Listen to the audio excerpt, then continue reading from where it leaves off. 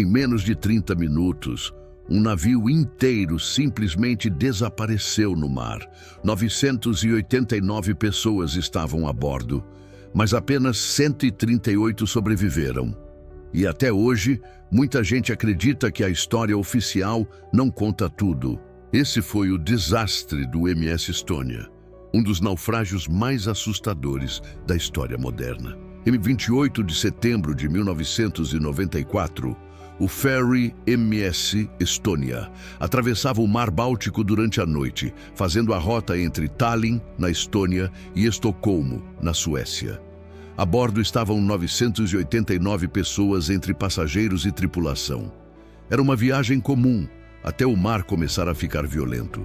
Ondas de até 6 metros de altura atingiam o navio enquanto a maioria das pessoas dormia. Ninguém imaginava que aquelas seriam suas últimas horas. O relógio marcava pouco depois das 19 horas, quando o MS Estônia deixou o porto de Tallinn, na Estônia, naquela noite fria de 27 de setembro de 1994. Para quase 1000 pessoas a bordo, aquilo não era uma viagem perigosa. Era apenas rotina. Famílias voltando para casa, trabalhadores atravessando o Mar Báltico, turistas aproveitando bares, restaurantes e música ao vivo. O ferry era conhecido justamente por isso: conforto, rapidez e segurança. Ninguém ali imaginava que poucas horas depois o navio inteiro desapareceria no fundo do mar, levando consigo 852 vidas. O MS Estônia não era um navio improvisado. Construído em 1980, no estaleiro alemão Meyer Werft, ele representava a engenharia moderna das balsas do tipo Ro-Ro, embarcações projetadas para transportar carros e caminhões diretamente para dentro do convés. Era eficiente, lucrativo e extremamente comum nas rotas do norte da Europa. Em 1993, passou a operar na rota Tallinn-Estocolmo, conectando uma Europa que ainda se reorganizava após o fim da União Soviética.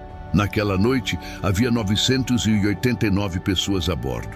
Passageiros dormiam em cabines, outros bebiam nos bares, enquanto caminhões e veículos permaneciam estacionados no enorme convés inferior.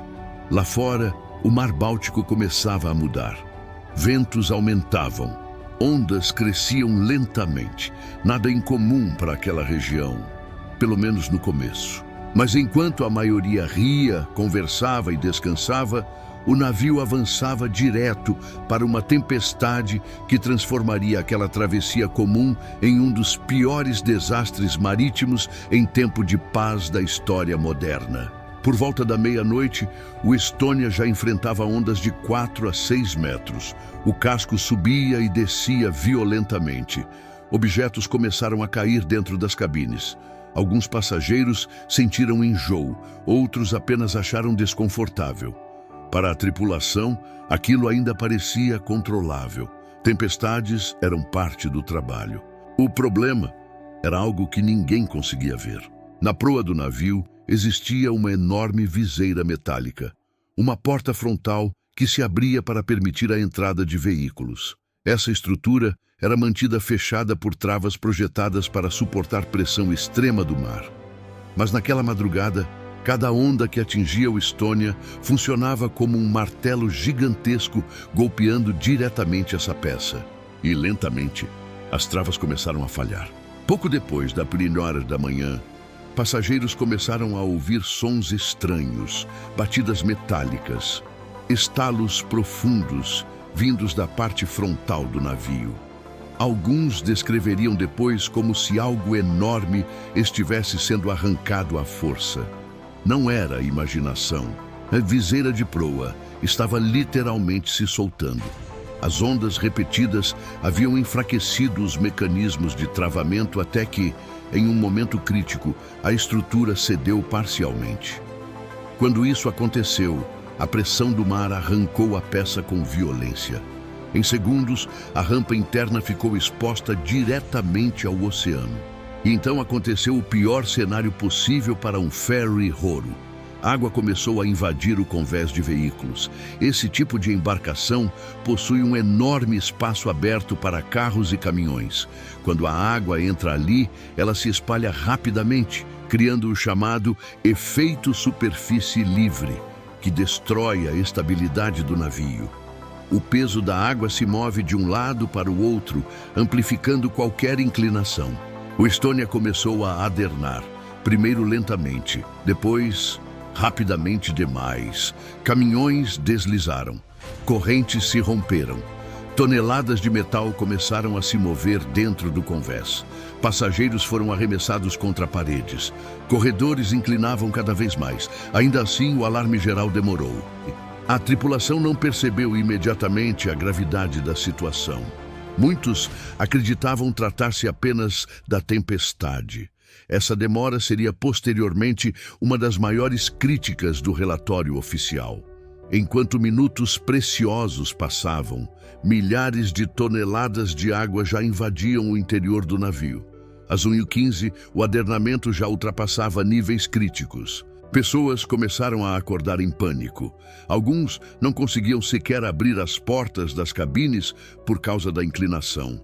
Copos, móveis e malas deslizavam pelos corredores. Crianças gritavam. A energia começou a falhar. E então, as luzes se apagaram. Sem eletricidade, o interior do Estônia mergulhou na escuridão total. Apenas luzes de emergência piscavam enquanto o navio inclinava cada vez mais. Passageiros tentavam subir escadas que agora pareciam paredes verticais.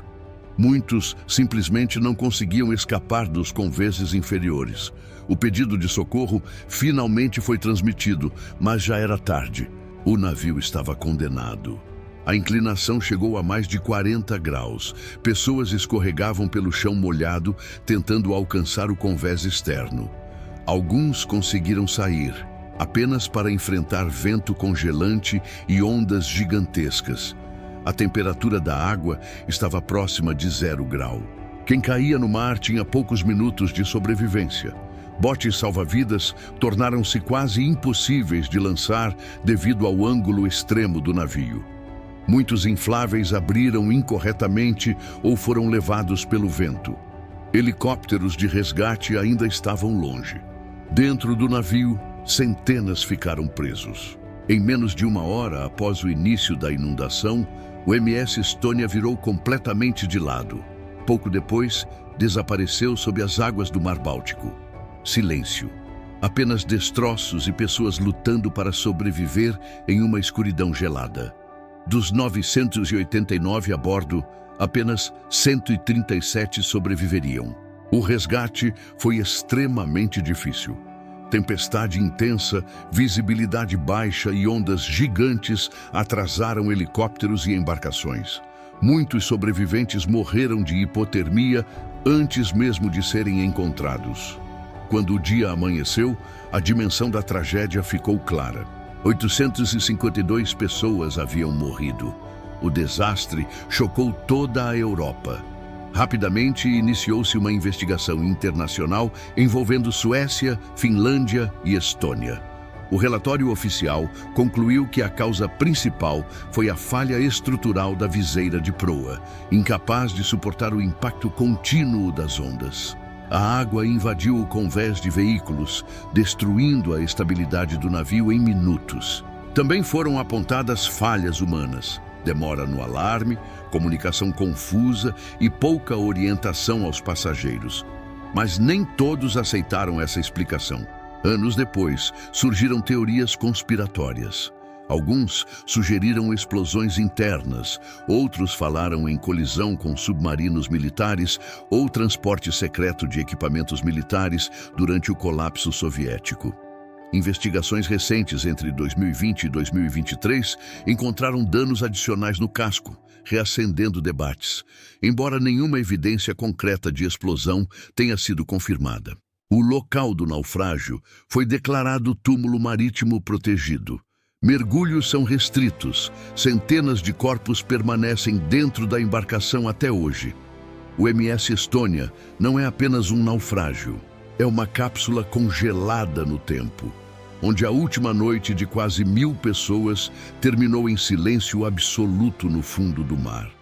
E talvez o mais perturbador seja perceber que tudo aconteceu não por uma única falha catastrófica, mas por uma sequência lenta de decisões, atrasos e pequenos erros que juntos criaram uma tragédia inevitável. Porque às vezes, desastres não começam com explosões, eles começam com algo aparentemente pequeno, que ninguém percebe a tempo. Histórias como essa mostram que o oceano guarda memórias que nunca desaparecem completamente. E existem muitos outros desastres reais que ainda levantam perguntas até hoje.